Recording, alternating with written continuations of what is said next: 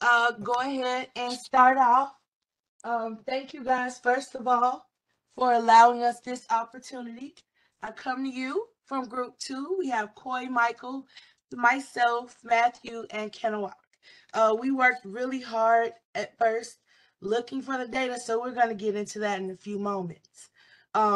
We did choose the airline because we had initially looked at airline data for the beginning of our first project, and we just wanted to stay in line with that.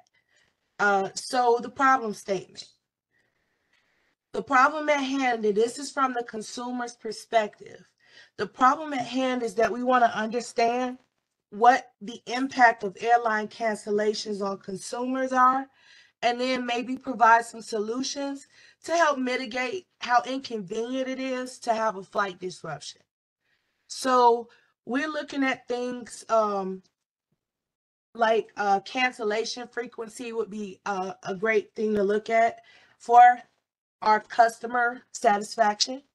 We want to develop a proactive form of communication through looking at airline cancellations and how they impact the customer, and the need for alternative travel arrangements. So sometimes when you know things aren't going to go right, you start picking up other ways to get it done, right?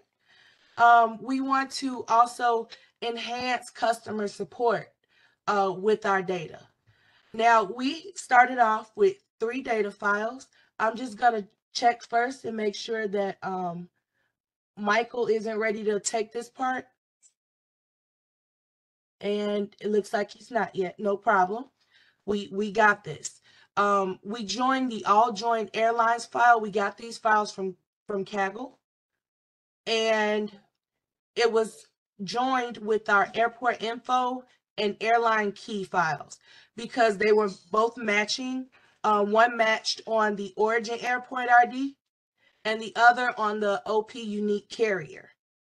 So we were able to get some more code information because we were able to join these 2 tables. And just so that I can show you those data files, well, we'll just go straight in here. Now, some of the things that we did in order to clean the data, one really big thing was manually deleting all of the 2018 records. We weren't able to filter them out because Tableau Public only allows 15 million rows. I don't know if everybody knows that. If you don't, now you do. And you can't fool Tableau Public by filtering out the records. They actually have to be out of the data file. So that's one of the things that we did for cleaning. We also assigned geographic roles to some of our data because we wanted to be able to present it in a map format. We hid null values because they did nothing but make our data look ugly. And who wants ugly data, right? We had a data file, and that was actually our key file. It was coming up with some default names, F1, F2, and F3. Upon further looking at that data set, opening it up and actually looking at the rows and the columns there, we saw that it was missing the very first column heading. And because that column heading was missing, it didn't see any data because it was still looking for field names. So we did go into that file and actually find that header row of data and got it to output. We did some joins on our data in order to, we joined our data left outer join because we only wanted the keys to show up. We did hide those duplicate fields after the join. And then we also created some calculated fields to show some of the ways our data is moving. All right, our first visualization was cancellations by airline. And I'll go ahead and move this over so you can see it in action. Our cancellations by airline is also equipped with a time selection, so you can actually change the time frame to see how that affects the cancellations. As you can see here, Southwest, a lot of cancellations. And I know, just because I like to look things up and find out information, that Southwest Airlines is the fourth in scheduled passenger kilometers flown in millions. So Southwest is showing up here, and they're not even the airline that has the most flights as of 2021. Isn't that interesting? You can, along with changing the time frame there, select the different airlines so that you're able to see that airline more closely. All right. Next, I'm sorry about that. Next, we have a data visualization map. And this map shows us cancellations by state with a tool, with a label of the state name. As we can see here, our bright red, which is the highest cancellations, is showing here in Texas. So now I'm thinking maybe I shouldn't fly Southwest Airlines out of Texas if I'm a consumer looking at this information. Or maybe I need some alternative plans, as I said before. So this is allowing the consumer to make some kind of quick decisions just by looking at the way the data is displayed. The darker the color, the fewer the cancellations for airlines in that state. All right. Our lowest, I can tell you right now, where you at, is about 2 cancellations. So it can be done. You can run an airline and not have a whole bunch of cancellations. All right, next, we have our flight cancellations over time. And this data is telling us quite a bit here, because if we drill down further in, everybody knows what happened here around February of 2020, right? COVID. Everyone was canceling their flights. Everybody was canceling flights. But if we look a little further, we see that no one was canceling flights for a while. And we can infer from that information that that's because a lot of airlines weren't flying. Allegiant Airlines kept trying, but still had to cancel flights. All right. And then moving a little further down towards where we are currently, we're seeing that there are less flight cancellations happening than prior to the pandemic. And I thought that was, we thought that was interesting as well. All right. Again, you can select the specific airline, and that highlighted area will dominate. We also wanted to know from that state map, because that state map was kind of scary, what our top 5 and bottom 5 state cancellations are. And it looks like I'm not flying out of Texas on Southwest Airlines. All right. California followed. Florida, these are some hot spots. But again, I tell you, American Airlines is ranked #1 for scheduled passenger kilometers flown. All right. And finally, we have our dashboard. And our dashboard uses a legend that's connected to each of the points here. Okay. And we're able to distinguish which one specifically we want to look at. Our time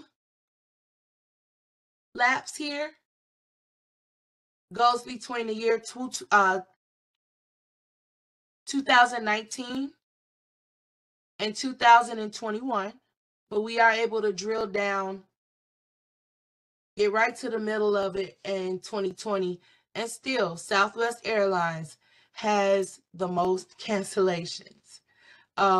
This was a very fun project to do, and I do believe that I would be making myself personally different decisions. It's great to have up to 2 free check bags, but if I'm gonna miss my ship in California that's going on a cruise, then that's not gonna be a big payoff for me. So I'd probably look at one of these airlines that has fewer cancellations. They may have fewer flights, but at least their flights go out. All right.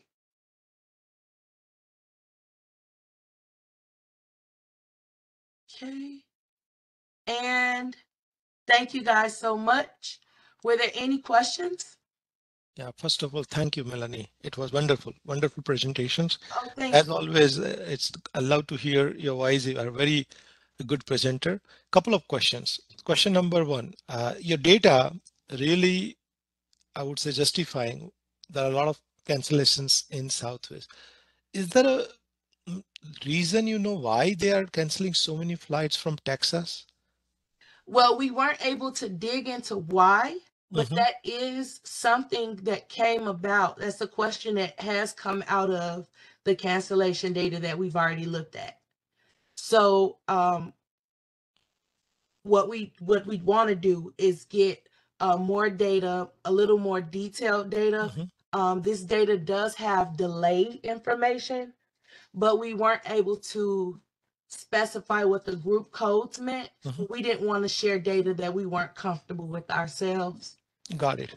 Got it. Now you mentioned that you have downloaded data from certain sources. All the data were in a good quality, or you had to do some kind of data cleaning, transformation, filtering? Could you walk us Yes, through? yes, definitely. So initially, this data file came to us with the airline key field, the airline key data, and I'm going to scroll down some here. Mm-hmm. So we got the actual airport name Mm-hmm. from our key data. We did have to. I'm sorry. Could you repeat the question? The question is like when you receive the data from a source, I'm assuming data might not have any good quality.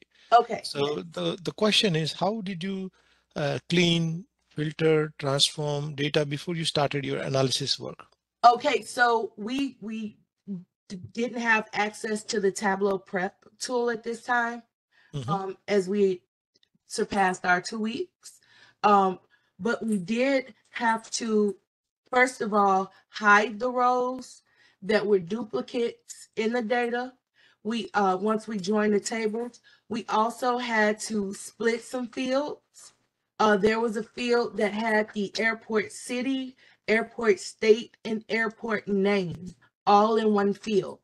So we were able to break that out as well as create a geographic role for it. So another thing that happened is this airline key data of the little culprit came to us missing one of the header rows. And because it was missing that header row, it wasn't reading the data following the column names. So I did go in and I created a field called ID Mm-hmm. or key ID. And I created that key ID field so that it would then pull the data in and allow me to join on the fields that are the OP unique carrier field. Got it. Got it. And when you and your group were discussing or maybe doing analysis, what was like a wow moment? Means you initially did not know, but it worked out while you were doing this analysis work. Well, just a bit of information. And this is partially why our group chose to stick with the flight data. My son is a bowler, bowls everywhere. We Mhm. go from city to city, town to town. And my mother's first trip to Vegas, she flew Southwest, I flew Spirit. Mm-hmm. She was excited about bringing 2 free bags. And guess what happened? She got stuck in Vegas, and I was on the plane with Spirit Airlines. Wow, what a story. Thank you. So Uh, we were able to see mhm. that no, this is not just a problem when you fly for the first time. This is a problem that Southwest has. So is it like only for particular states? Because in your data, I can see a couple of states are hotspot, but Yes. rest of the rest of the states, I did not see the that high cancellations for Southwest. Okay, so what we did is we separated, we didn't do airline by Hmm. state. We simply did cancellations by state. Hmm. And that's because the state cancellation rate is gonna go, and this is what we determined, is gonna correlate to the number of or flights being canceled by that carrier. Very nice.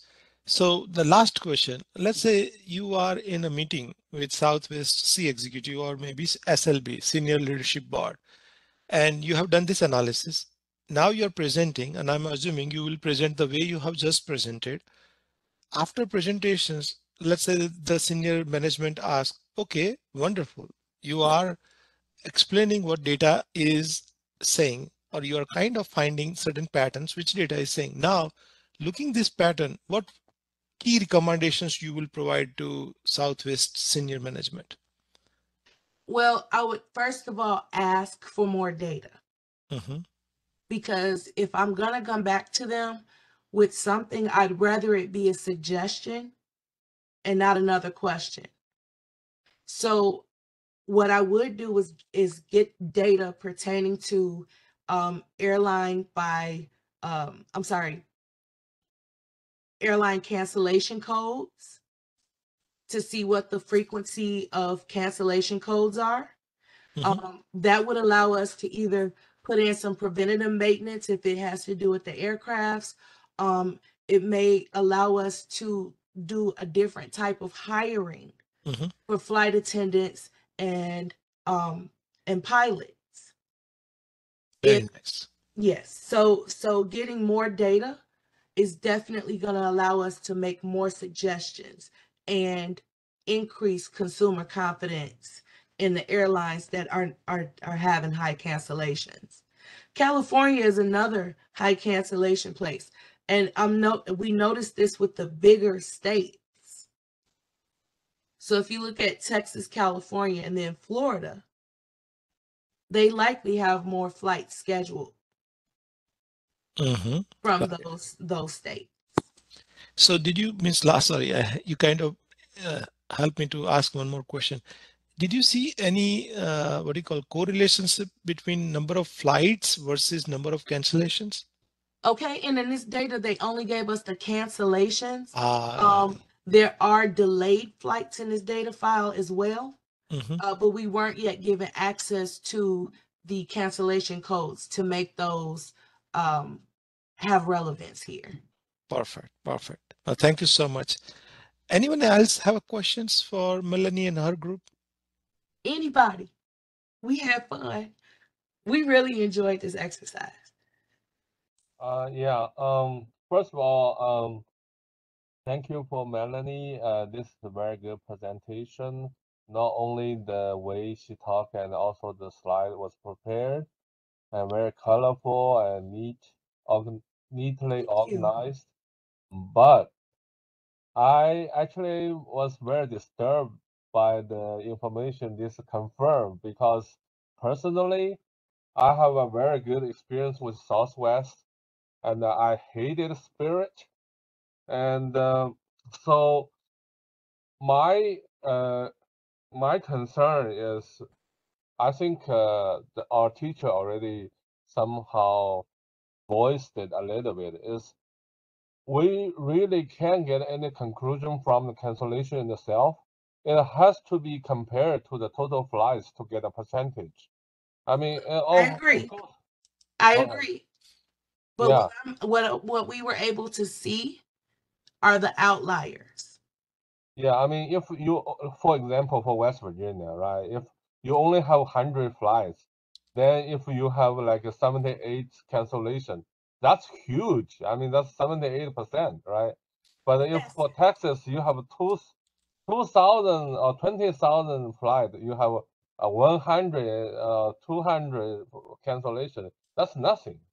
So, also, it makes sense to compare airline to airline because if the cancellation have a lot to do with the airport air traffic control, then then it will be true for every airline. Or also sometimes it has to do whether this airport is their home, like a base airport or not. So, you know, I mean, there's so many things to consider. So, you know, I just don't think the conclusion we get from here is any useful. So sorry to be honest. Thank you. Oh, well, thank you. Thank you very much for that.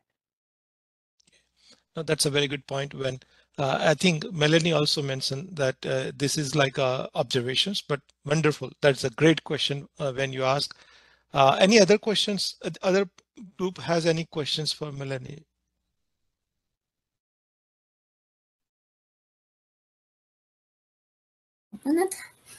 Okay, so there's our dashboard with the data set.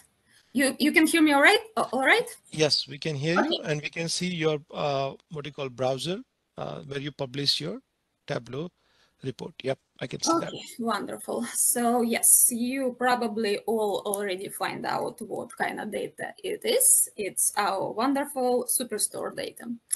I really wanna go through the financial details, and honestly, I couldn't find any good free data with financial statistics, like none. I couldn't. So I decided to use this one. Let's see here. It's our KPI page. So we can see clearly what our sales are, what our profit. I count a profit ratio. So I used the basically formula, just dividing profit by sales. So we got our profit ratio. And as well, I also count profit per order and per customer as well. And average discount and the quantity. Average discount, I had a little bit trouble because this number came up as an amount and not as a percentage in the beginning. So it was kind of trouble for me to convert it to percentage, but I did it. So then we are moving to our sales map. I count, let's see here. So you can see the profitability map. So I count exactly profit ratio, how it shows on the map. And we can do a filtering and find out, for example, let's pick just one region and our map will change. We also can filter by dates. Right now, it's a whole 3 years what we have countable. And I made a formula to count profitability. And we have filters over here. So I can see all my orders are split by profitable, unprofitable, and break even. And I can see it on a map.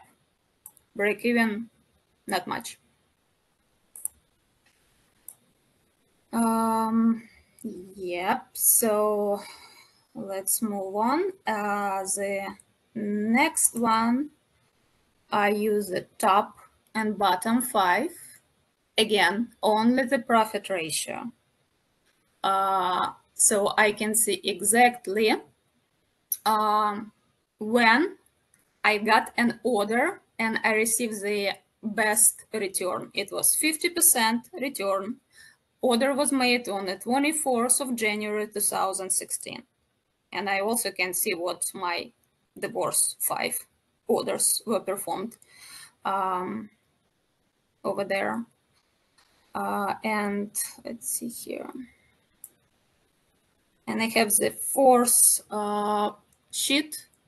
Again, only profitability. And this one is counted by category of the product. We have 3 categories. I count the whole dates and months, and we can see how we are doing. So the worst what we have, it's furniture in January 2015. So we lost $3,000 and our profit ratio was minus 25%.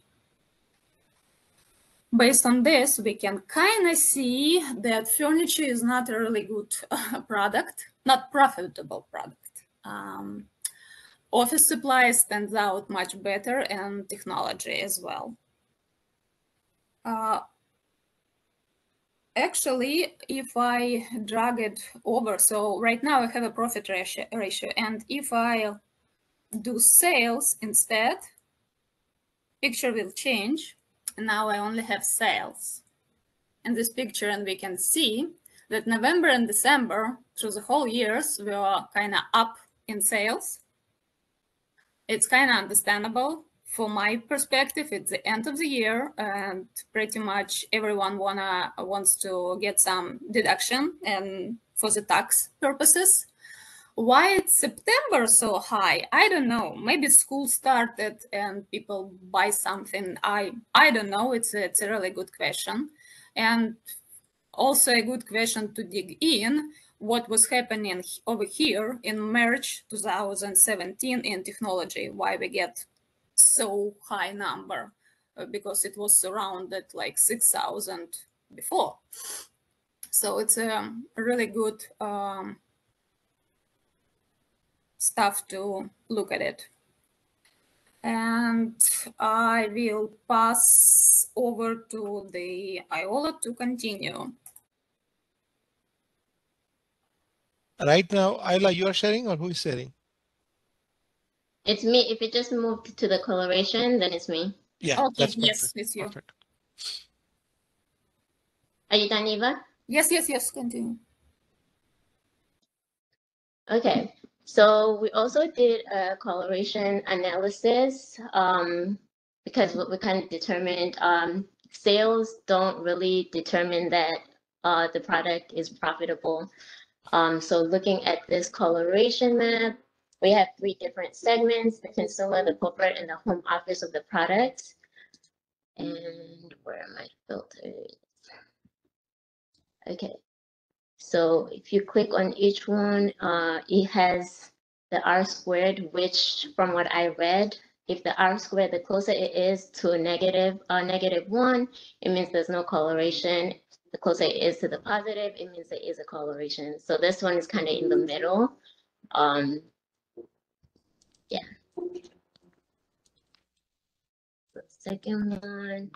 And then for the future sales forecast, so this is going to determine if the company will be profitable in the next year or so. So this is, the predictability is over a 1-year span, but the historical data is going back 1, 2, 3, 4 years. So with the future forecasting, it just makes business understand the trajectory of their performances as far as sales and profits. And this one, it fluctuates.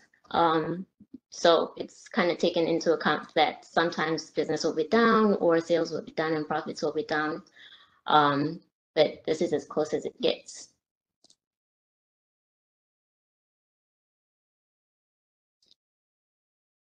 And then for clustering, so we have it by different states, and then we have 3 different clusters.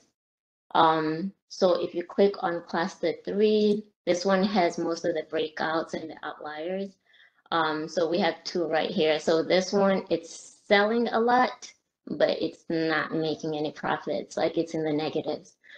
So as company, they would want to decide like, okay, why is it selling, but we're not making any money? Do we need to increase the price, or what's causing that? And then you can see this one is selling well, and it is also making profits. So they might want to focus their efforts into either improving the ones that are not doing so well, or just focusing on the ones that are doing well, just to make sure that they expand. Okay, and then we have, so yeah, if you click on different clusters, it'll highlight whichever ones, whatever they're trying to understand as the decision makers. So this is the final chart. So we had a lot more, but they didn't fit in here, so we just decided to stick with what we have on there. Do you have any questions? Yeah, I do. You mentioned, yeah, that's the sales forecast graph. You mentioned fluctuation, right? And did you observe throughout the certain in your data? I can see that throughout the like 2014 to 2018, there is a variability is there. How do you I'm sorry, I couldn't specify hear that you. variability?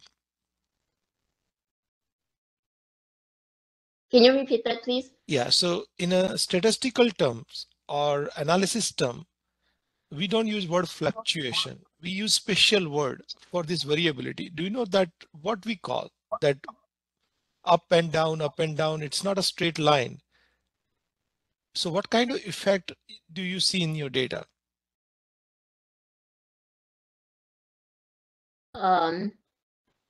Seasonality. Exactly.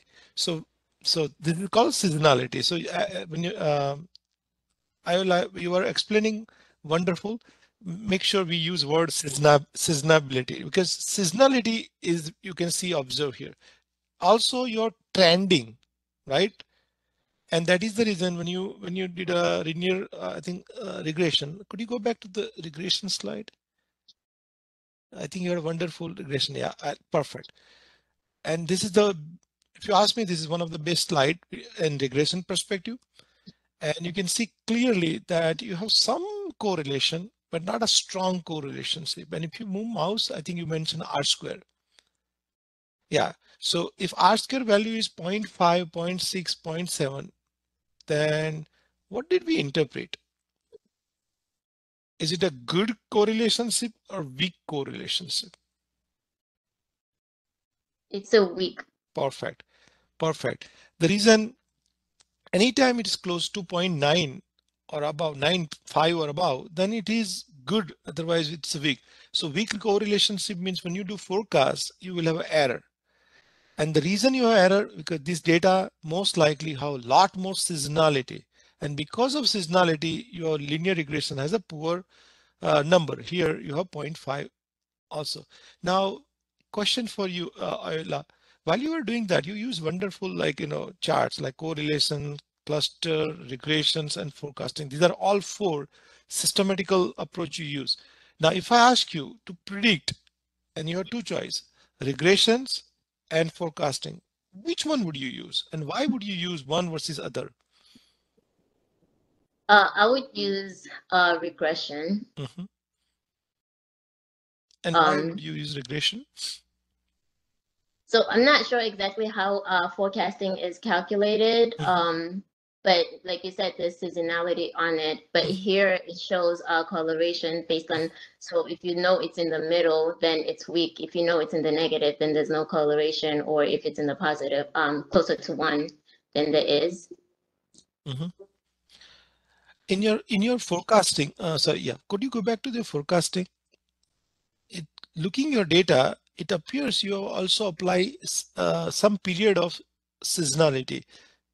Could you click on that and right click on anywhere and just on the forecasting, right click on that and go to not line, the cone. Yeah, right click on a cone. Yeah, like that exactly. And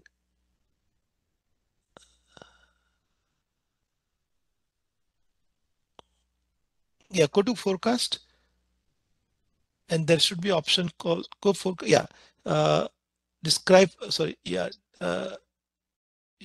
forecast option, sorry, forecast option, my mistake, forecast options. Yeah. So here, if you see here, we have, means you have selected automatic, right? When we select, when you select automatic, right, they normally don't use seasonality, but if you can click on that aggregated by, there is a, yeah, exactly. And if you select, yeah, click on that, not that one. Oh, sorry, my mistake. Forecast model. If you go down a little bit, yeah, exactly. And custom, you will have options. You will have an option to select the, click on that again. Yeah, custom, select custom. Yeah, perfect.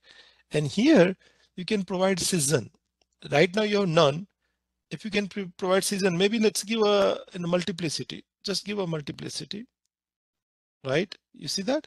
And give a trending. So right now give trending also multiplicity, like that.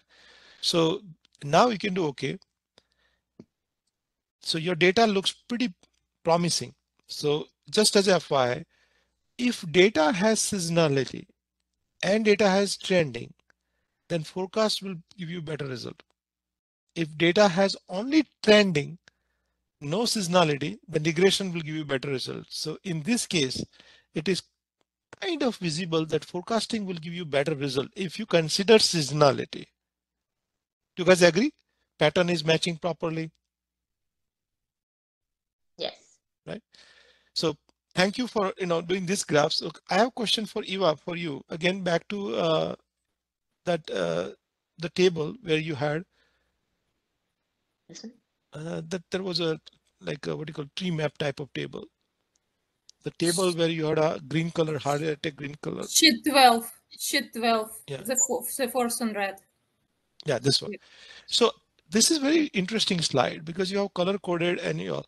So what you learn from this slide? Okay, let me open it. Do you want me to stop sharing even? Yeah. Let's I open mine.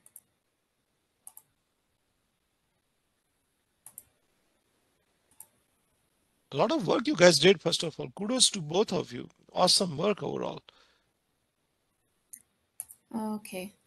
Okay, so right now I have it as sales. Let me go back to the profit ratio. Yeah. So based on previous picture, everything looks fine. But if we looking right now with the profit ratio, we can see that basically a lot of orders, a lot of months, whatever. We don't make any money, basically speaking. So some orders are really unprofitable. So what I can see from this chart, for me, it's first of all, it's furniture and it's understandable. Unfortunately, we don't have the data for shipping cost, for example, and I really would like to see a shipping cost. So that's probably where we are losing on the furniture and maybe on some technology as well, because it might be heavy and expensive to ship. Office supplies are kind of light and what you use pretty much like every day. So yeah, it's where the store actually making the most of, maybe not of the most of the money, but at least it's steady. They will always have sales in the office supplies. What else? So one question. I think first of all, you're answering correctly, that I can see furniture has a lot of profit problem, and you might be right because maybe shipping cost is higher, maybe possible, because I can see most of the red in furniture than other area. Like technology has some, but compared to furniture, technology is kind of lighter. So you have good observation there. Now, if you see from 2014 to 2017, only focus on furniture. What do you think? If somebody asks, what do you guys think? Like profit is decreasing. What do you mean by that? And shipping cost is increasing or decreasing? What can you gash looking this data?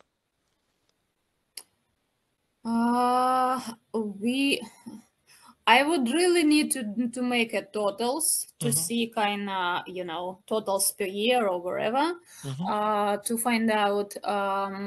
But at least for now, I don't see any steady trend, except the same. September and November and December is really looking really good compared to other months.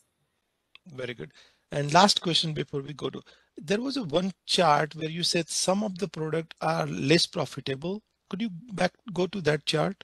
There was the scatter chart. Was there scatter chart? Scatter chart.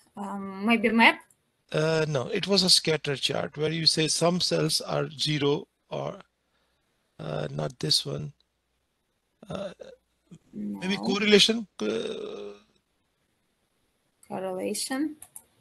There was one chart where you say that some products are profit ratio is not there, but we're selling more.